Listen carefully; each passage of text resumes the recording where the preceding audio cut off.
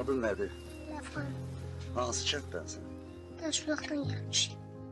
Necə oldu, niyə gəldiniz? Niyə çıxdınız kənddən? Ermənilər qovdu.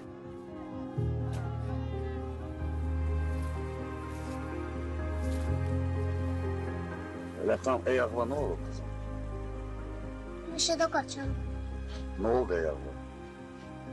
3 günlük qarın içində qaldım. Buzdadı, hə? 32 ildən sonra ilk dəfə yenə buradayım.